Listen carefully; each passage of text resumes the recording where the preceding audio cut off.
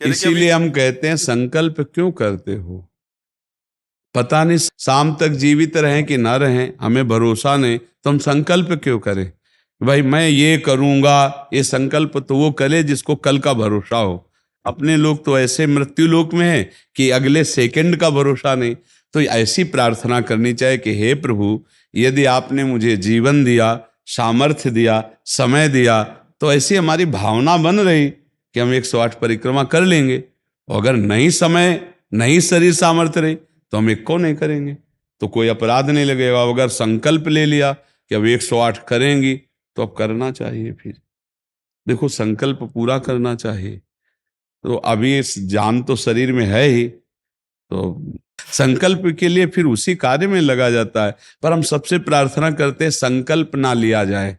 कभी कोई अगर नियम लेने की बात हो तो ये जरूर छूट दे दे कि हे प्रभु, यदि हमारा स्वास्थ्य ठीक रहा, हमारा जीवन रहा, तो हम आपके ऐसा कर लेंगे। और अगर नहीं रहा तो आपने कोई संकल्प किया नहीं, तो पाप नहीं लगेगा। ऐसे थोड़ा अपराध बनने की होती है कि 108 की। महाराज जी वो तब होता है जैसे कोई डील करते हैं ना, गोवर्धन महाराज मेरे पुत्र का नौकरी लग जाए, मैं 100 परिक्रमा करूंगी, तब जाके थोड़ा सा ऐसा ज्यादातर होता होगा। हाँ ऐसे पर भक्ति मिले ऐसा हाँ, तो कम ही होता है। हाँ तो करना चाहिए, फिर हमें लगता है करना चाहिए। पर अगर समय के पधार गया तो फिर कैसे कर पाएगा? मृत्यु लोक है और मरण धर्मा शरीर है, तो मुझे तो भरोसा 1 मिनट का नहीं है अपने शरीर का कि 1 मिनट ही अगला जिएगा कि नहीं जिएगा। इसीलिए संकल्प विकल्प करने का अधिकार ही नहीं है। पता नहीं शाम तक जिएंगे क्यों भाई, पक्का है किसी को? अब पता नहीं शाम तक जिएंगे कि नहीं, तो हम क्या संकल्प करें? हमें तो यही कि प्रभु जैसे चलावे वैसे चल रहे। परिक्रमा करवा दिया, परिक्रमा करने बैठे बैठे राधा राधा जप रहे, मांग के खा लिया, भगवान के भरोसे बाबा जी। ऐसे गृहस्थी में अपने धर्म कर्म किए, जब समय मिला तो परिक्रमा कर गए। अच्छा, प्रार्थना करना स्वामी से कोई गलत बात नहीं कि हमारे बच्चे की नौकरी लग जाए, हमारा काम बन जाए, जरूर करो। भगवान से नहीं करोगे तो किससे करोगे? करना चाहिए। पर ये करके कि हमारी कामना पूर्ण कर दो, हम इतना करेंगे, फिर बंधन हो जाएगा। हम इतना क्यों करें, तुम्हारी परिक्रमा करेंगे तो हमारा काम पूर्ण। स्वार्थी हो क्या? हमारे पिता हो, हमारे स्वामी हो, हमारी जरूरत है, मांग रहे कि प्रभु हमें एक संतान दे दो, हम आपको कुछ करेंगे। ये हम में बस नहीं, हमारे पास तो जो कुछ दिया हुआ सब आपका है नाथ। स्वाभाविक 108 परिक्रमा लग जाए, कोई बात नहीं। संकल्प मत करो, मांग जरूर लो, तुम्हें मांगना है। और छूट दे दो कि प्रभु यदि उचित हो तो ऐसा करना, अगर उचित ना हो तो प्रभु लाख बार मांगो तो भी पूरा मत करना। ये भक्तों की मांगे होती हैं, ये सत्संगियों की मांगे होती है कि नाथ मेरी आवश्यकता तो है, पर अगर आपको उचित लगे तो आप दे देना, और अगर उचित ना लगे तो मेरे मांगने पर भी आप ना देना। ये जब ये बात बनी रहती है कि जितना नाम जप होना चाहिए उतना नहीं होता, उतना, ये बात तो हमारे में भी है। इतनी पीड़ा तो हमको भी बनी रहती है कि जितना होना चाहिए उतना नहीं होता। इतनी पीड़ा हम अपने गुरुदेव भगवान में भी देखी। एक दिन उन्होंने कहा क्या बताएं, जीवन निकल गया, छक के नाम जपने को नहीं हुआ, रात दिन मंत्र में नाम में लगे गए, रात दिन 10 वर्ष समीप रह के सेवा में रहे। तो देख, बोले क्या बताऊं, पूरी जिंदगी निकल गई, छक के नाम जपले को नहीं मिला। तो भगवत भजन करने वाले में भजन की इतनी भूख बढ़ जाती है कि रात दिन भजन करने पर भी उसको ऐसा अनुभव होता है कि जैसा होना चाहिए वैसा। यही अखंड भजन बनाता है, यही अखंड। पर इस अखंड भजन होते हुए भी रोना आएगा कि प्रभु मुझे भजन करने की रुचि दे दो। यही भजन, असली भजन का ही फल है। भजन करते हुए भजन की इतनी भूख होना कि भगवान से भजन ही मांगना कि प्रभु मुझे भजन करते। अभी वो भजन नहीं होता जैसा प्रेम से होना चाहिए। हर एक महात्मा को, हर एक भजनानंदी को अनुभव होगा। और ये अगर हुआ तो भजन अखंड होने लगेगा। क्योंकि हम जिसकी पीड़ा महसूस करते हैं उसको हम भूलना कैसे बर्दाश्त कर पाएंगे? तभी वो अखंड स्मृति कर पाता है। और जो संतुष्ट हो जाता है भजन में, वो भजनानंदी नहीं होता। जो भजन में असंतुष्ट और भोगों में संतुष्ट रहता है वही भजनानंदी कहा जाता है। अपनी बात कहते हैं, मुझे तो गुरुदेव ने संभाला, नहीं तो साधन भजन हो रहा था, पर वो अहंकार जनित था।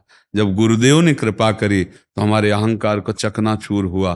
तब ये बात समझ में आई कि गुरु कृपा से मोक्ष मूलम गुरु कृपा।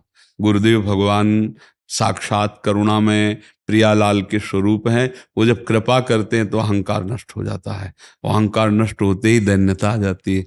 और प्रियालाल को दैन्यता बहुत प्रिय है, और वो दैन्यता कृपा से ही आएगी। और गुरु के चरणों में आसक्त रहो। देखो, हम आपको गुरु महिमा की एक बात बता दें। जब हम कोरा कागज होकर गुरुदेव के चरणों में समर्पित होते हैं, तभी हमारी हृदय में लिखा पढ़ी सही होती है। हम लोग क्या होते हैं, पूरा कागज रंगे हुए पहुंचते हैं और अपनी बुद्धि लड़ाते हैं गुरुजनों पर, इसीलिए हमारा काम बन नहीं पाता। यदि हम बच्चा बन के गुरु के चरणों में जाएं, जैसा बोले वो और वैसा करने लगे, तो गुरु को भी पता नहीं चलेगा। ऐसे शिष्य की उन्नति हो जाएगी अध्यात्म की, क्योंकि उसने उनको भगवान माना है। देखो, एक हम प्रसंग कई बार सुना चुके हैं।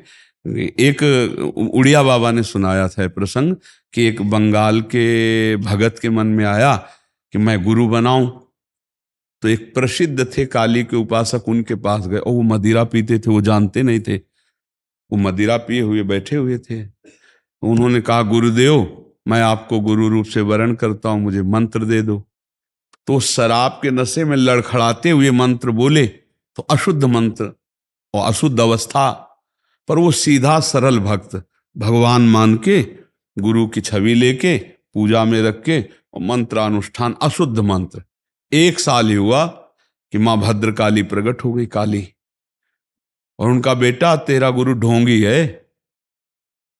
तो उन्होंने कहा, माँ, पहली बात तो आप गुरु को ऐसा ना बोले, गुरु हमारे परब्रह्म है, आप ऐसा ना बोले। बोले, बेटा तू बहुत सरल है, जानता नहीं, वो शराब पीता है, और जो मंत्र दिया ना वो अशुद्ध है। माँ ने कहा। तो उनका, माँ, अब तो और विश्वास आपकी बात पे नहीं रहा। अगर गुरु ने अशुद्ध मंत्र दिया होता तो तुम 1 साल में आ गई, कैसे आ गई? बोले, बताने आई हूं कि मंत्र अशुद्ध है। तो उनका, माँ, मैं अपने गुरु निष्ठा और गुरु मंत्र को नहीं छोड़ सकता, आप जाओ। तो उनका बेटा, मैं तुम्हारी गुरु भक्ति पे प्रसन्न हुई, और आज से मेरे सिद्ध करने का मंत्र यही होगा जो अशुद्ध मंत्र। ऐसा गुरु भाव किया जाता है। गुरु को परब्रह्म साक्षात माना जाता है। परब्रह्म में दोष दर्शन नहीं होते, दोष हमारी बुद्धि का है। अगर बुद्धि का दोष निकाल दे तो देखो, मत्ता परतरम नान्यत किंचिदस्ति धनंजय, भगवान कह रहे मेरे सिवा कोई और है नहीं। फिर हम गुरु को दोष दर्शन में देखें, कहीं ना कहीं हमसे त्रुटि हो रही। हमें घोर पापी में भी भगवान देखना है, तो गुरु में भगवान देखने में क्या बात है? विचार करके देखिए। जब हम गुरु में भगवान देखते हैं तो अपना समर्पण करते हैं, और जब वो हमारे साथ उल्टा व्यवहार करते हैं और हम सह जाते हैं तो हमारा अहंकार नष्ट हो जाता है। वहीं वहीं रहकर उसको चोट पहुंचने दो अहंकार को, और अहंकार जब मिटिया मिट हो गया, तब कृपा उदय हुई, तब समझ में आया को हो साक्षात परब्रह्म गुरुदेव हैं। गुरुर् ब्रह्मा गुरुर् विष्णु गुरुर्देव महेश्वरा, गुरु साक्षात परब्रह्म तस्मै श्री गुरु। गुरु में भगवान बुद्धि करना बहुत कठिन बात है, सबसे कठिन बात विश्व में, समझ लो। गुरु में परब्रह्म बुद्धि करना, और गुरु में परब्रह्म बुद्धि नहीं तो कुछ भी कर ले, अहंकार नष्ट नहीं होगा। यह खुली बात कह रहे। गुरु ही एक वो खिलाड़ी हैं जो हमारे अहंकार को मिटिया मेट कर दे सकते हैं, दूसरा नहीं, दूसरा नहीं।